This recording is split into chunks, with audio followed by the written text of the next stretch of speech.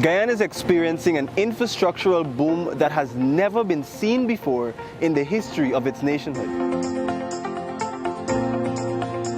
It has been proven in many countries of the world that with this type of expansion, massive economic growth can be expected.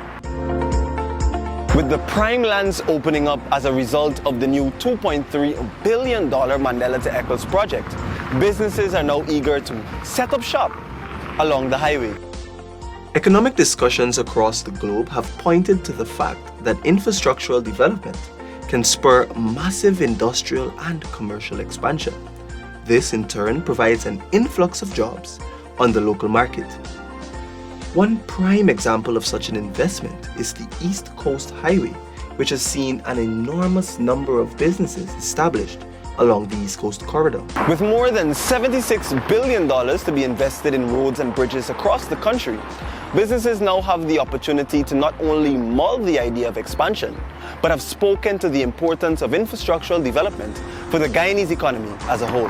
Staple business and household name Gafsons Industries Limited, or Gafurds, has applauded the bold move to invest in infrastructure for the betterment of the nation. Directors of the company Nizamuddin Ali and Mohammed Ali spoke at length about the benefits that arise from this type of development. Infrastructure drives economic development drives progress, and everyone benefits from it. That's how I see it, because I've been around the world, I've seen what infrastructure can do. Take the European countries, you can drive from one end of Europe to the next. In India, in the 80s, it took you 8 hours to drive from Delhi to Agra.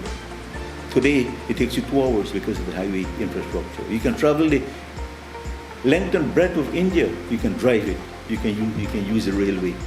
You can see what infrastructure does for a country, elevates economic development. If we go back in time, we had limited housing stock.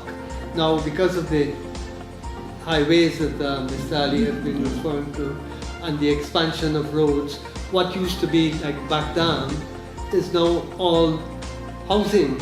We now have roads to access those areas. We have infrastructure, lights, water, everything is there. So because of that, we are able to significantly increase our housing stock. Viewing the government's investment as an opportunity, the company is already poised to expand its operations in the vicinity of the new 4-lane highway. We recognize what is playing out in this economy, and that's why many years ago we purchased land and diamond doing the highway. So we will be opening a store around July to service that market area, geographical market area. That store is contiguous to the connections to the main highway. Lands are opening up. We don't know how many lands are going to be opened up yet along the 2 sides of the highway. But if lands becomes available for commercial, industrial or residential development, definitely we will be looking at it, because we're always looking to invest in Guyana, look at the opportunities, how we can bring economic activity to an area and economic benefits to it.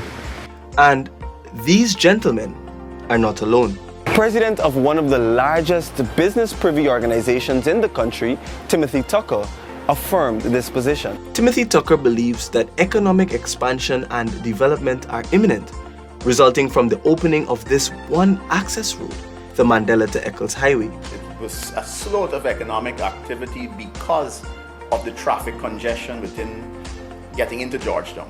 It was delayed in people coming from the airport. It was delayed in people doing commerce. It was delayed in people moving from region 3 to region 4, and that would have slowed. Now we've seen new roadways open, and we've seen a flurry of economic activities just by the mere addition of one new road. The opening of new roads provides the space that businesses need to continue to grow and flourish. We have businesses operating in bottom houses in zones that there shouldn't even be.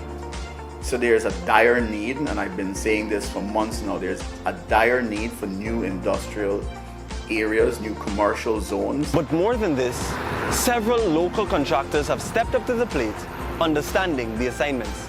These contractors and construction services are playing a role in the government's vision of infrastructural development, not just for the finance, but because they believe that the opportunity for growth for everyone is forthcoming. Geico Inc., a firm that has been making significant headway in the business realm in several industries, has told no different story about the benefits of new infrastructure.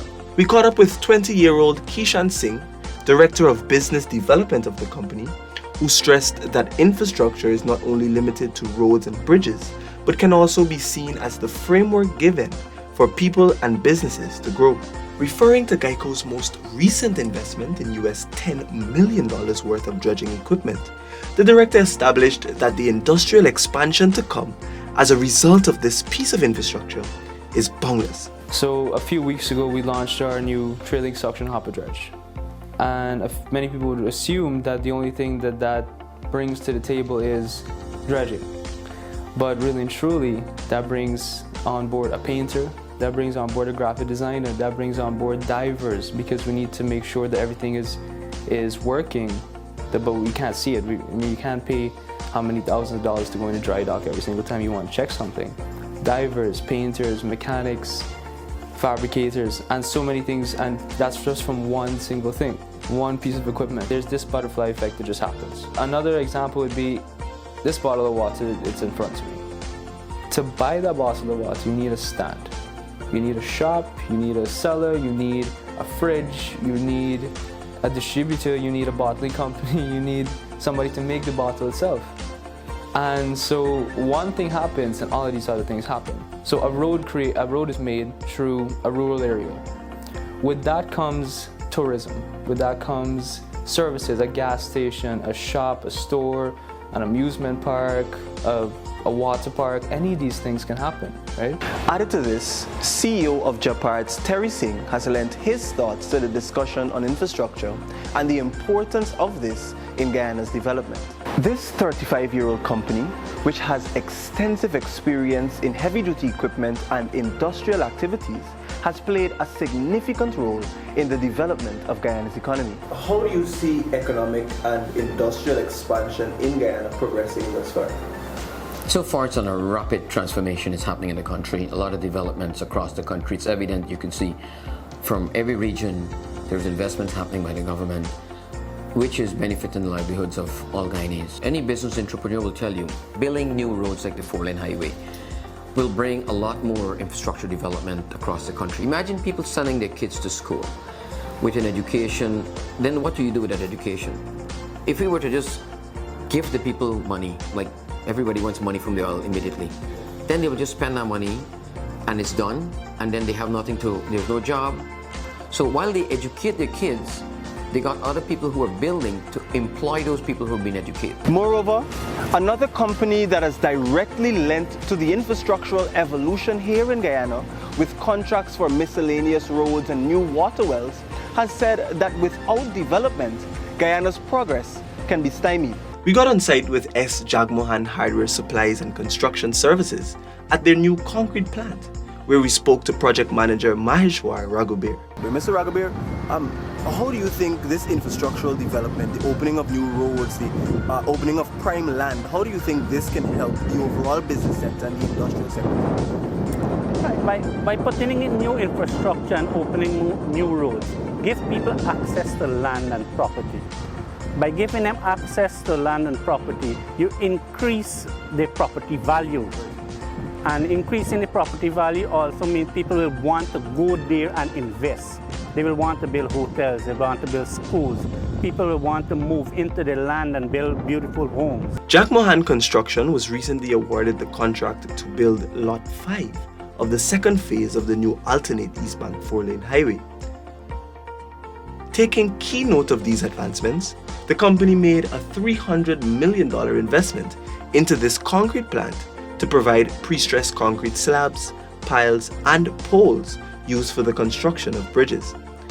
These businessmen have strongly encouraged other entrepreneurs to come on board and take full advantage of the opportunities that open up as a result of the significant changes in infrastructure. And so what Guyanese people need to do, and this is especially because we don't want our opportunities to get taken because we didn't take the initiative first.